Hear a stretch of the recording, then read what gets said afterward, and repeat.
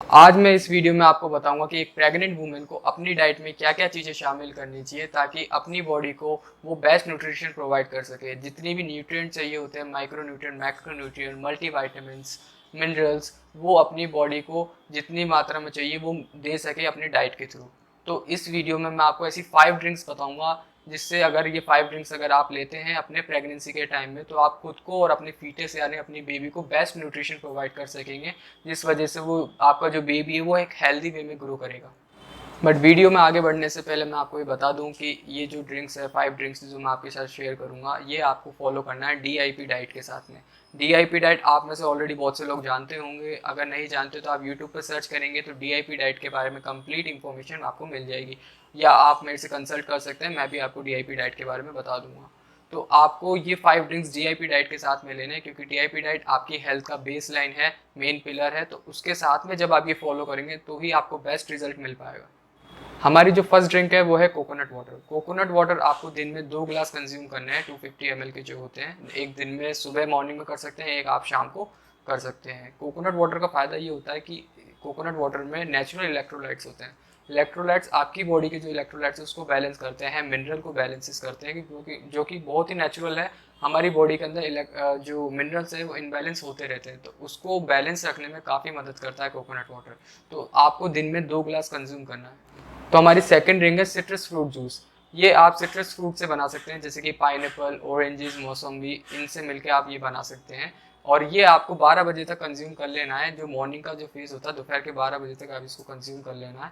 250 ml का गिलास दिन में एक बार ज़रूर लेना है आपको सिट्रस फ्रूट का। इसका रीज़न ये है कि आपको जैसे पता है सिट्रस फ्रूट्स में विटामिन सी काफ़ी मात्रा में होता है। तो विटामिन सी आपकी इम्यूनिटी को बूस्टअप रखता है, ताकि आपको किसी भी तरीके का फीवर, वायरल या बैक्टीरियल इन्फेक्शन ना हो। आपकी हेल्थ में किसी भी तरीके का कोई जैसे कि बहुत सा कॉमन रहता है कि फीवर हो जाता है या कोई कोल्ड हो जाना, ये सब चीज़ें, तो उससे आपको प्रिवेंट रखेगा, आपकी इम्यूनिटी को बूस्टअप रखेगा।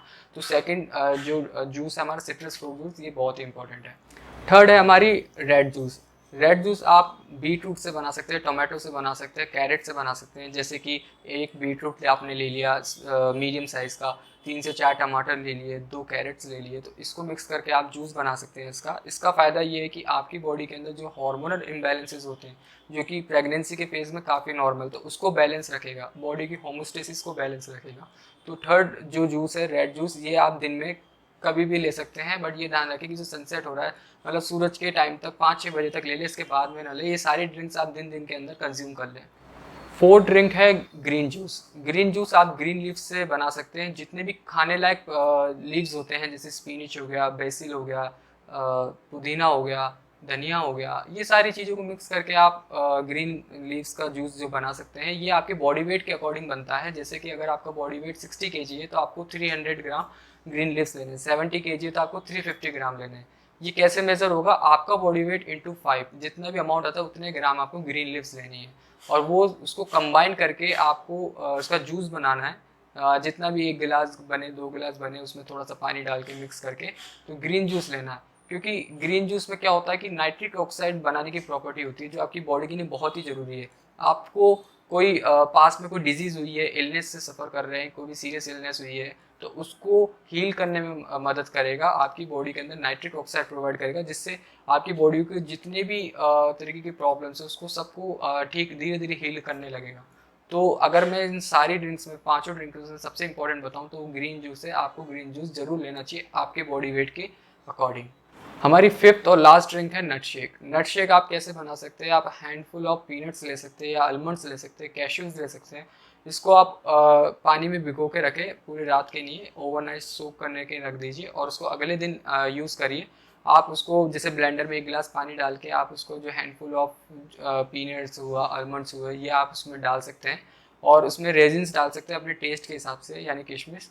और इसमें अगर आप 1 या 2 चम्मच हनी डाल देंगे टेस्ट के हिसाब से तो भी काफ़ी बेस्ट रहता है। पर हनी ध्यान रहे कि आपकी लोकल हनी ना हो, जो कि जो शॉपकीपर्स जो सेल करते हैं डाबर के और बैद्यनाथ और ये सब ऐसे ब्रांड्स के ना हो, फिल्टर्ड हनी ना हो। रॉ फॉर्म में अगर कोई हनी आपको ला के दे दे तो वो बेस्ट फॉर्म रहता है, रॉ हनी, तो आप वो ले सकते हैं। और उसमें आप एप्पल, आधा एप्पल या 1 एप्पल काट के डाल लीजिए टेस्ट के हिसाब से।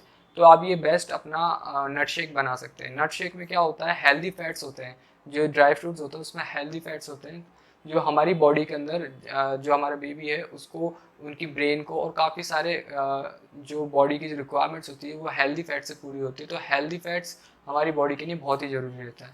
तो नट शेक आप कंज्यूम करें, ये हमारी 5th ड्रिंक है। तो ये मैंने आपको 5 ऐसी ड्रिंक्स बताई है, अगर आप इसको फॉलो करते हैं DIP डाइट के साथ में, तो आप अपने बॉडी को बेस्ट न्यूट्रिशन प्रोवाइड कर रहे हैं, जो कि एक प्रेगनेंसी के दौरान में बहुत ज़रूरी होता है। जितने भी न्यूट्रिएंट्स होते हैं वो सारी चीज़ें इस डाइट से मिल जाती है, तो आप इसको फॉलो करें।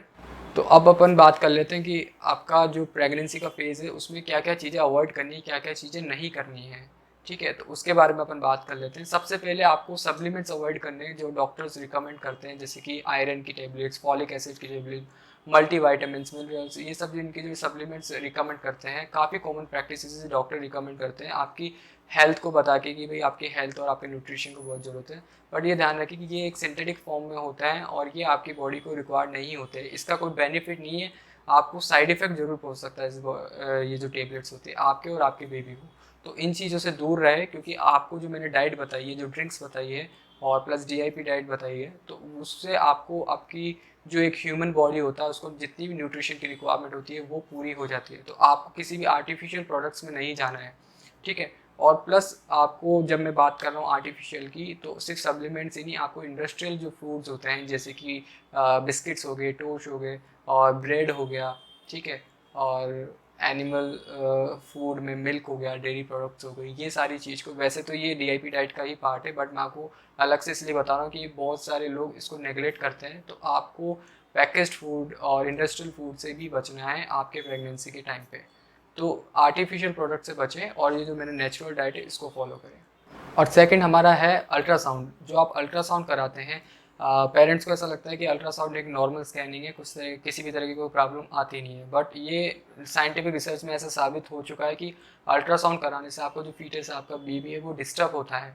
ठीक है, जब वो अल्ट्रासाउंड कराते हैं तो आपको इस चीज़ से बचना है अल्ट्रासाउंड से। सेकंड जो इसका माइनस पॉइंट वो ये है कि जो डॉक्टर्स अल्ट्रासाउंड कराने के बाद में वो अजम्पशंस लगाने लगते हैं कि बेबी को ये प्रॉब्लम है या ये चीज़ है, उनके वे में वो साइंटिफिक होता है, बट एक्चुअल में जब देखा गया डेटा के अकॉर्डिंग, अल्ट्रासाउंड में जितनी भी सारी चीज़ें बताते हैं वो ज़रूरी नहीं कि वो एक्चुअल में हो। जैसे कि आपको बताएंगे कि आपका बेबी में ये अबनॉर्मलिटीज़ है या फिर ये प्रॉब्लम आएगी या ये सारी चीज़ें, और वो मेडिसिन या ये चीज़ सजेस्ट करने लग जाते हैं सिर्फ एक अल्ट्रासाउंड के बेस पे। तो और जब वो बाद में, जब डिलीवरी के बाद में जब देखते हैं, तो ऐसी कोई तरीके की, किसी भी तरह की कोई प्रॉब्लम आती नहीं है वैसे। तो ये कोई एक्यूरेट डायग्नोस नहीं है किसी भी चीज़ को पता लगाने का। तो अल्ट्रासाउंड से बचें, प्लस इससे कन्फ्यूजन पैदा हो जाती है। कुछ भी अगर कोई डॉक्टर ने गलत बता दिया कि इस तरीके की प्रॉब्लम आ रही है, तो वो आपके मदर को काफ़ी स्ट्रेस देती है और ये सब चीज़ें कि ये मेरे को प्रॉब्लम है, बट ज़रूरी नहीं कि वो एक्चुअल में प्रॉब्लम हो। तो इसकी एक्यूरेसी बिल्कुल ही गलत रहती है, बिल्कुल ये कहेंगे कि इस चीज़ को मैं सजेस्ट करूँगा कि नहीं कराएं अल्ट्रासाउंड को। थर्ड हमारा पॉइंट है सिजेरियन डिलीवरी। सिजेरियन की रिक्वायरमेंट कि हर किसी को नहीं होती, rarest of the rare chances होते हैं कि जहाँ पे आपको कोई क्रिटिकल प्रॉब्लम आ जाए, मेजर इश्यूज में सिजेरियन की रिक्वायरमेंट होती है। बट ये देखा गया है अभी इस कोविड के अंदर, जहाँ पे सिजेरियन डिलीवरी 90% से ज़्यादा होनी थी, वो सिजेरियन डिलीवरी ना होकर के नॉर्मल डिलीवरीज हुई है। इससे ये पता लगता है कि सिजेरियन जहाँ पे रिक्वायर्ड नहीं थी वहाँ पे भी जो सिजेरियन डिलीवरी करी जाती है डॉक्टर्स के थ्रू, और डॉक्टर्स अपने बेनिफिट्स के लिए सिजेरियन डिलीवरी करते हैं, जबकि नॉर्मल डिलीवरी से भी और वो प्रोसेस हो सकता है। तो इस चीज़ का ध्यान रखें, सिजेरियन से बचें, क्योंकि इसके पीछे का रीज़न ये है कि जब बच्चा विजाइना के थ्रू जब बाहर आता है, तो बाहर उस टाइम पे अब उसकी बॉडी पे कई फ्रेंडली बैक्टीरिया, माइक्रोब्स, ये सब चीज़ों को साथ लेकर के आता है, जिससे कि बाहर का जो एटमॉस्फेयर उसमें वो फ्रेंडली हो पाए, कंपैटिबल हो पाए। बट ये जब आप सिजेरियन करते हो तो वो प्रोसेस चला जाता है बीच में से। ठीक है, तो उस टाइम पे बच्चे को कई तरीके की अबनॉर्मलिटीज़ भी आ सकती है। तो इस चीज़ का ध्यान रखें, सिजेरियन से बचे। Rarest of the rare chance में आपको रिक्वायर्ड हो सकता है सिजेरियन, बट नहीं, नॉर्मल केसेस में नहीं होता। जितनी सिजरिन केसेस आते हैं, सिजरिन के थ्रू बच्चे डिलीवरी होती है, इतनी रिक्वायरमेंट नहीं होती है।